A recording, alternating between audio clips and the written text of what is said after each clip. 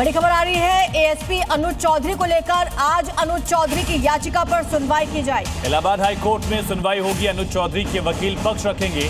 संभल हिंसा मामले में सुनवाई होगी। दरअसल एक शख्स आलम नाम के शख्स की गोली लगने से मौत हुई थी। इस पर सीजेएम कोर्ट ने अनुज चौधरी समेत पुलिसकर्मियों पर एफआईआर के आदेश दिए थे।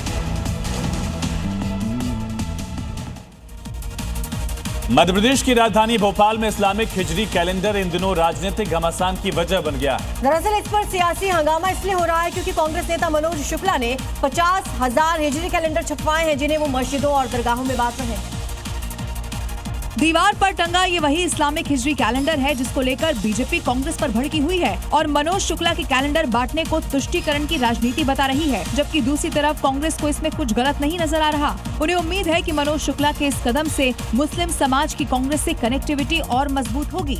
उधर मुस्लिम समाज कांग्रेस नेता मनोज शुक्ला के इस कदम को सामाजिक कार्य बता रहे हैं। हालांकि एमपी में चुनाव अभी काफी दूर है, लेकिन इस्लामिक कैलेंडर को लेकर बीजेपी और कांग्रेस में नया सियासी युद्ध छिड़ गया है। यूपी के सीतापुर में सीएम योगी ने विपक्ष पर करारा हमला बोला। कहा, जाति भाषा क्षेत्र के नाम पर बांटने वाले लोगों से सावधान रहना है। अगर आप बट गए तो कटने के रास्ते भी खुल जाएंगे।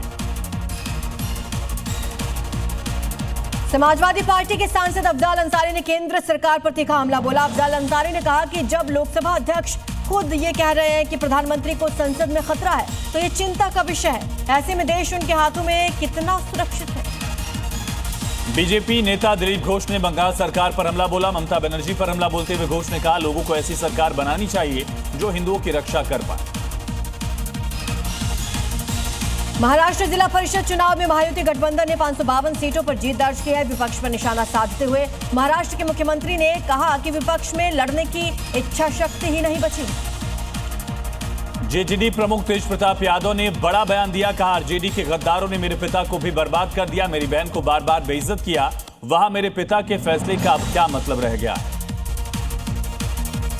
सीएम रेखा गुप्ता की अगुवाई में दिल्ली कैबिनेट की अहम बैठक होने जा रही है। सरकार के 1 साल पूरे होने पर कई प्रस्तावों पर मोहर लग सकती है।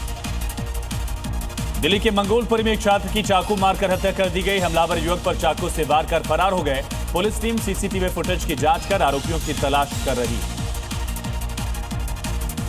दिल्ली पुलिस की एंटी नार्कोटिक्स टास्क फोर्स और क्राइम ब्रांच ने अंतर्राज्यीय साइकोट्रोपिक ड्रग कार्टेल का भंडाफोड़ किया।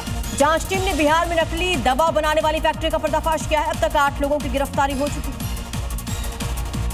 दिल्ली के गोकुलपुर इलाके से हत्या का सनसनीखेज मामला सामने आया। एक शख्स पर आरोप है कि उसने अपनी पत्नी के दोस्त की डंडे से पीटकर हत्या कर दी। पुलिस ने केस दर्ज कर जांच शुरू कर दी।